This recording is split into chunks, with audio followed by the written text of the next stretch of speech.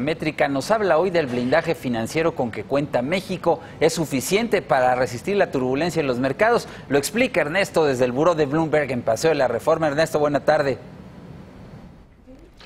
¿Cómo estás, Víctor? Muy buena tarde.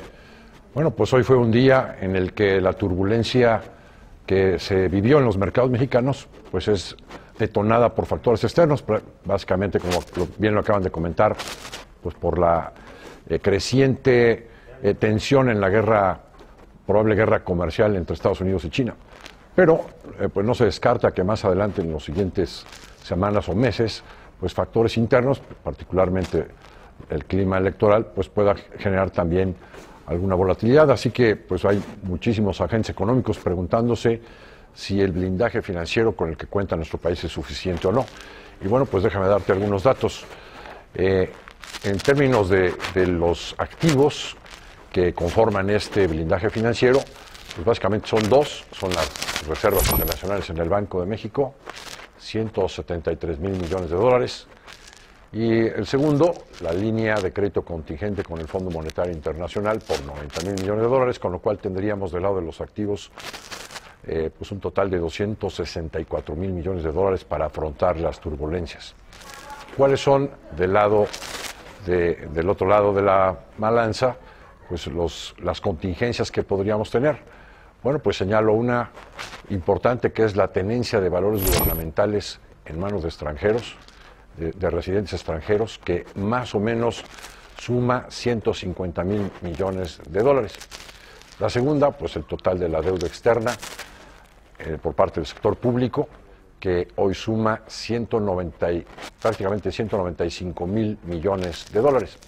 Es decir, que del lado de los pasivos o de las contingencias tendríamos 345,000 millones de dólares contra 264,000 millones en los activos.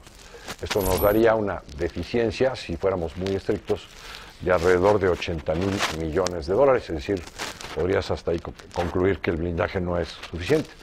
Pero la verdad es que la clave está en cuánto de la tenencia de valores gubernamentales es posible que se salga y por qué se podría salir. No nada más por un resultado en las elecciones, como por ejemplo que gana el candidato Andrés Manuel López Obrador, se va a salir este dinero. De hecho, ha habido pues turbulencias muy importantes, tanto del lado externo como del lado interno, muy fuertes, que pues prácticamente hacen que esta tenencia de valores gubernamentales ni se mueva. ¿Por qué? Bueno, pues porque la gran parte de estos activos están en fondos que están indizados de una u otra forma a portafolios modelo y pues no se mueven a no ser que se le baje la calificación crediticia a México. Es decir, estos 150,000 millones de dólares son prácticamente permanentes mientras no se afecte la calificación de la deuda soberana mexicana. Y para que se afectara esa deuda, pues realmente el señor López Obrador tendría que haber tomado el poder y cometer una serie de errores en finanzas públicas, como para que el Congreso lo debería de aprobar, además, para lo cual debería de contar con por lo menos una mayoría relativa en el Congreso para aprobarse, como para que realmente esto incida en una reducción en la calificación de México, que a su vez te pueda llevar a que estos 150,000 millones de dólares pues se tuvieran que salir del papel mexicano. Así que realmente se ve pocas probabilidades de que esto ocurra.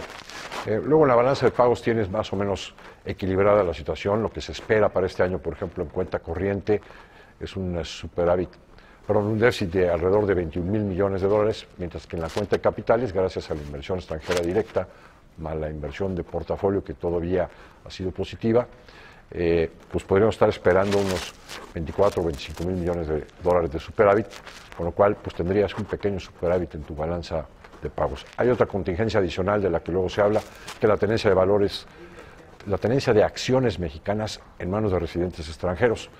Este rubro vale más o menos otros 152,000 millones de dólares, pero pues ¿qué sucedería si hubiera una catástrofe de crisis de confianza en el país y los residentes en el extranjero decidieran vender sus acciones mexicanas? Bueno, pues esas acciones prácticamente ya están afuera. El dinero ya entró cuando se les compró a mexicanos esas acciones.